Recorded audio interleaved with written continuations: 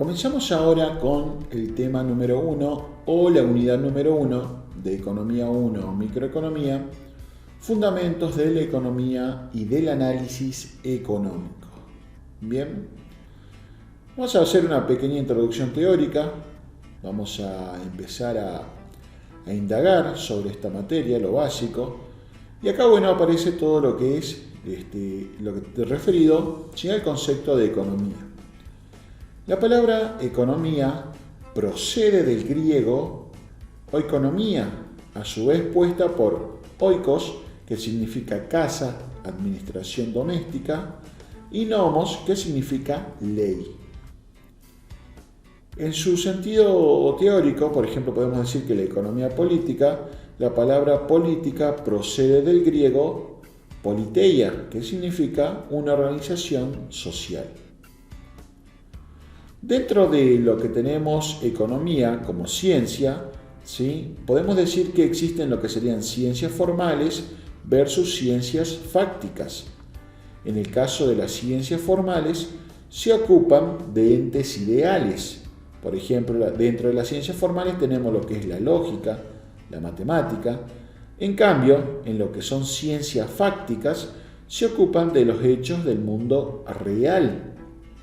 En este caso, podemos decir dentro de las ciencias fácticas, se dividen en ciencias de la naturaleza, por ejemplo física y astronomía, y también aparecen lo que son las ciencias sociales, que serían la sociología y la historia. Bien. La ciencia económica, podemos decir, que se ocupa de analizar las decisiones que toman los seres humanos, ¿sí? O sea que tiene que haber una interacción. En el caso de economía política, podemos decir que es una ciencia social que tiene como objeto de estudio las leyes de la producción de los bienes y de su distribución en las diferentes fases del desarrollo de la sociedad humana. El objeto de estudio de la economía. La economía tiene como objeto asignación de recursos escasos para la producción de bienes y su distribución. ¿Para qué vamos a producir y distribuir bienes? Para satisfacer las necesidades. ¿De quién? De las personas que van a integrar una comunidad. Esas necesidades, dijimos anteriormente que son humanas. ¿Cuáles son las características de esas necesidades? Es que son ilimitadas y que son recurrentes. Bien. ¿Y con qué se van a satisfacer esas necesidades? Con bienes cuya característica son que son bienes escasos y de uso alternativo. Bien. La economía se vincula con otras ciencias, por ejemplo, con la matemática y la geometría, con la estadística y la econometría, con la historia, con la sociología, ¿sí?, con la física, la biología. Ahora, más o menos a partir de cuándo surge todo lo que es el pensamiento económico o la economía como ciencia. Acá hubo un antecedente muy importante en 1776, cuando Adam Smith publicó La riqueza de las naciones, ¿sí? Esto es un contexto histórico donde entra dentro de lo que sería la escuela liberal británica. La definición de economía, según Robbins, dice que la economía es una ciencia que estudia el comportamiento humano como una relación entre medios escasos que tienen usos alternativos. Bien. No hay en sí una definición exacta de economía, dado que hay distintos autores que piensan la economía como definición, ¿sí?, de acuerdo a su punto de vista. Acá tenemos uno de los más recomendados, según lo que dice Robbins. Dentro de las ciencias que se ocupan del comportamiento humano, fíjate que está la sociología, antropología, psicología social, biología social, y también aparece lo que sería la economía, que sería nuestra materia como objeto de estudio. La diferencia que existe entre economía positiva y economía normativa, donde ambas son ramas que tiene la economía es que la economía positiva trata, ¿sí?, acerca de lo que es ejemplo, ¿sí?, o sea, de juicios positivos. Por ejemplo, un claro ejemplo sería, en la última década disminuyó la desigualdad en la distribución del ingreso en Argentina. El Producto Bruto cayó 2 puntos porcentuales en el último semestre y los precios minoristas tuvieron un crecimiento superior al 20% en el último año. En el caso de la economía normativa, habla acerca de lo que debería ser, o sea, ejemplos de juicio de valor. La distribución del ingreso en Argentina es muy inequitativa. Las empresas privadas deben obtener beneficios razonables si queremos que la economía crezca, y el gobierno tiene que ocuparse de promover siempre el pleno empleo. Es decir, que acá tenemos juicios de valor. Bien, otras ramas que aparecen acá es la micro y la macroeconomía. En este caso podemos decir, la microeconomía es la rama de la economía que toma en cuenta las unidades económicas individuales, por ejemplo, consumidores, empresas, propietarios de recursos, mercados, precios de los bienes. En cambio, la macroeconomía es la rama de la economía que estudia el sistema económico en su conjunto, por ejemplo, el Producto Bruto y el ingreso nacional. ¿Cuáles son los enfoques microeconómicos y macroeconómicos? El enfoque micro hace referencia a los agentes individuales, por ejemplo, los mercados individuales, los consumidores, empresas productoras de bienes, etc. Es decir, aquellas que llevan a la formación de los precios o los comportamientos de los mercados. Las típicas variables micro son la cantidad consumida del bien en un hogar, el nivel de producción y beneficio de una firma, precio de un bien en el mercado, precio del servicio de un factor productivo. En cambio, en el enfoque macro, el análisis del comportamiento agregado de los agentes. En otras palabras, la macroeconomía estudia los factores que determinan los niveles de producción, del empleo, de los precios y los cambios de esas variables en el tiempo. En el caso de variables macroeconómicas tenemos el ingreso, producto, empleo, el nivel general de precios, de salarios, etc. Los problemas macroeconómicos son la recesión que tiene una economía en un periodo de tiempo, el desempleo y sobre todo la inflación. Sin embargo, a veces la macroeconomía considera componentes de esos agregados. Por ejemplo, puede ser necesario descomponer el Producto Bruto en bienes de consumo, bienes de capital y bienes del gobierno, pero lo hace cuando intenta analizar mejor el nivel del agregado o su cambio en el tiempo, y no porque se dedique a explicar esos componentes o las unidades individuales. Bueno, en economía surgen problemas económicos básicos, como lo habrás visto en el secundario, que es qué producir, cómo producir y para quién producir. ¿Sí? En el caso de los sistemas económicos, las respuestas de los tres problemas, de las tres preguntas, el qué, cómo y para quién, a lo largo de la historia hubo diferentes sistemas para dar respuestas a estas preguntas. Por ejemplo, en una economía de mercado, la respuesta a través del sistema de precios, ¿sí? O sea, quiere decir que los problemas son resueltos por el mercado. En cambio, en una economía centralmente planificada, la pregunta sería, ¿es posible una asignación eficiente? En este caso, la planificación central, los problemas son resueltos por el Estado. Vamos ahora a ver lo que son modelos económicos. Siempre los modelos son representaciones del mundo real deliberadamente simplificadas. ¿Por qué? porque omiten detalles de la realidad y porque a propósito la falsean en ciertos aspectos. Al hablar de teoría económica, ¿sí?, podemos decir que la teoría económica no se contrapone al conocimiento empírico. La teoría es conocimiento empírico. Cuando hablamos ahí en la macroeconomía, cuando hablamos en la microeconomía, los agentes económicos y decisiones económicas, ¿sí?, la microeconomía o la economía que están estudiando ustedes hace referencia a las personas, o sea, a las familias, a las empresas, al Estado y a otras entidades. Un ejemplo de modelo económico es el esquema de circular, ¿sí?, o de circulación de la renta. Esto lo van a ver en Economía 2 o en Macroeconomía.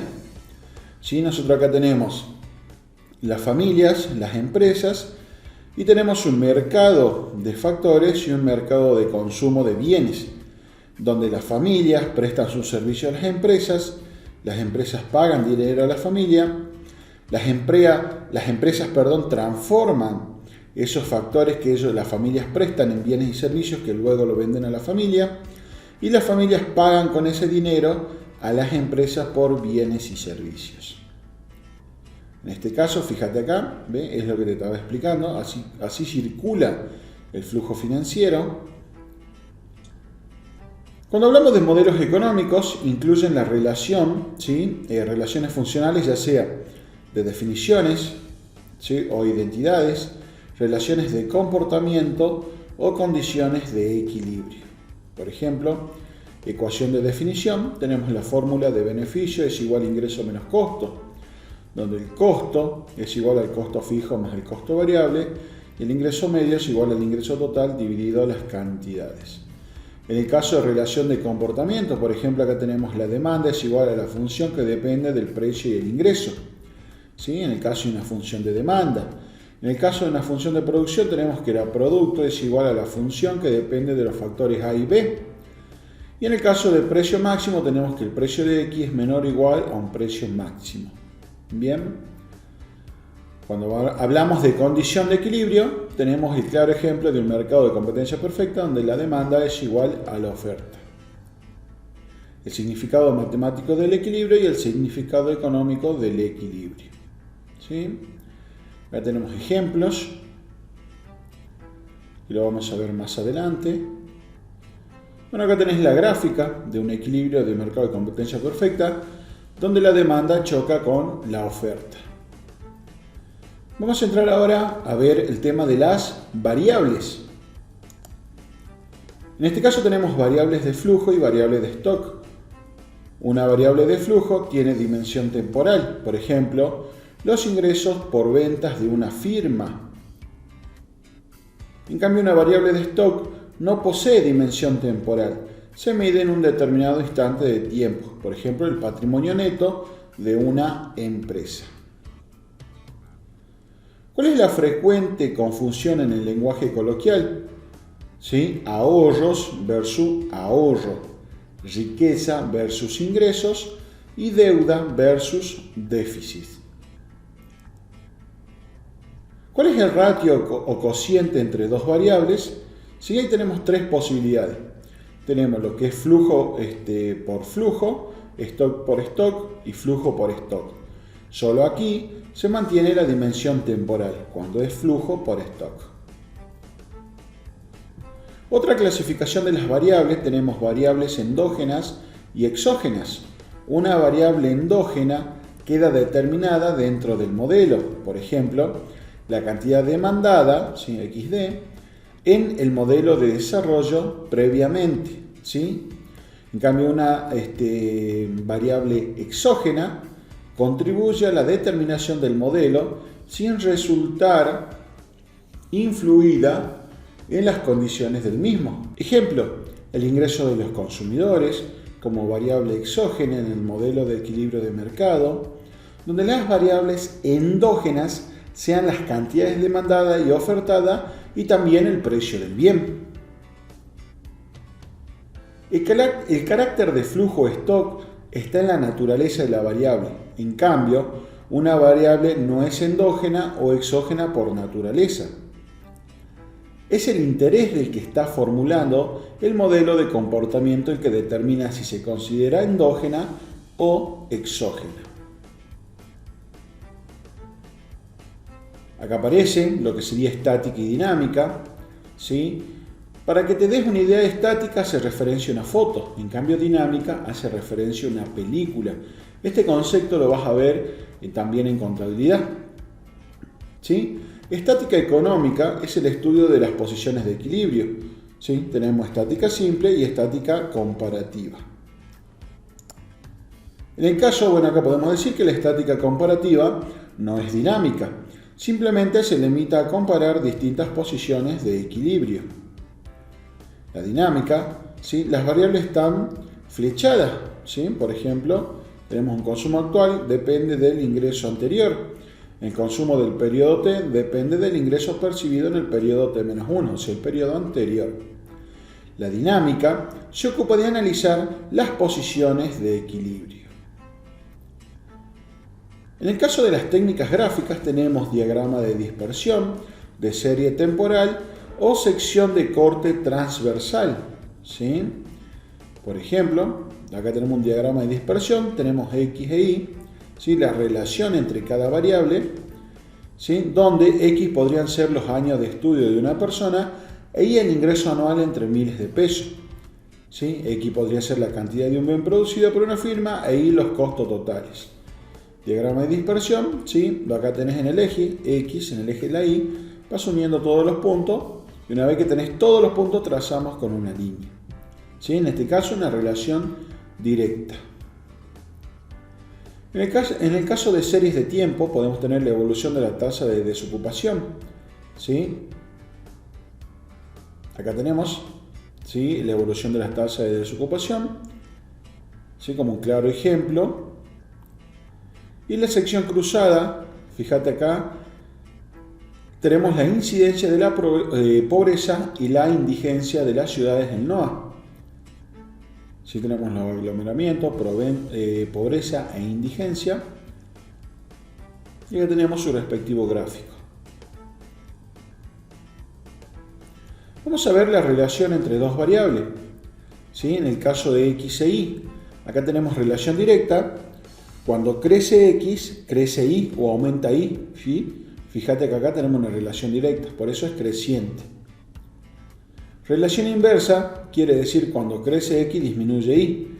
Cuando X se hace más grande, Y se hace más chiquita. Por eso es acá decreciente o inversa. La curva que alcanza un máximo, fíjate, crece, crece, crece, llega a un punto máximo, que sería máximo local, matemática 2, y luego disminuye. La función que llega a un mínimo, esto decrece, decrece, decrece, llega a un punto mínimo o mínimo local y luego sube. También tenemos función de tercer grado, fíjate que acá está creciendo, creciendo, creciendo, llega a un punto de inflexión, ¿sí? Donde acá decimos que hay un cambio de la cobertura en el punto de inflexión, o sea que hay un cambio de concavidad, y acá fíjate que empieza a crecer. Es como que podemos decir que esto crece a tasa decreciente y llega a un punto donde crece a tasa creciente. ¿Sí? Fíjate que se hace convexa. En el caso de las pendientes de la curva, ¿sí? Tenemos creciente. Vemos que existen diversas alternativas de relación entre un par de variables. Lo que nos interesa analizar es cómo la variación de X influye en la variación de Y. En el caso de una pendiente de una recta, esto para demanda y oferta, la pendiente se calcula haciendo la variación de Y sobre la variación de X, o depende la variación de X sobre la variación de Y, depende en qué función estamos trabajando, en el caso de la variable X o la variable Y. ¿Sí? Fíjate vos, que no es otra cosa que un triángulo, ¿sí? La pendiente en este caso sería la variación de Y sobre la variación de X. Acá hay un claro ejemplo que dice que la pendiente de una recta es constante en todos sus puntos. Esto te va a servir para demanda y oferta. Los cambios de X e Y son los mismos signos. La pendiente de esta recta es positiva. Fíjate en este caso, para oferta, en este caso ¿sí?, que tenemos acá, lo que estamos viendo para oferta. Y en este caso, en este otro ejemplo, la pendiente de la recta es negativa, en este caso para la demanda.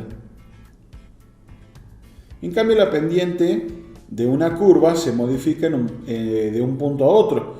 Fíjate, no es lo mismo la pendiente de una recta, que es constante, a un pendiente de la curva, que en este caso, cuando tenemos una curva, sí tenemos distintos puntos de pendiente. Fíjate, acá hay otro ejemplo. Y por último, acá en este punto dice, en un extremo local, en un máximo o en un mínimo de la función, la pendiente es nula. Bien. Bueno, acá hicimos todo un repaso básico, ¿sí?, que vamos a profundizar en las clases presenciales, sobre todo lo que tiene que ver con la introducción de economía o microeconomía.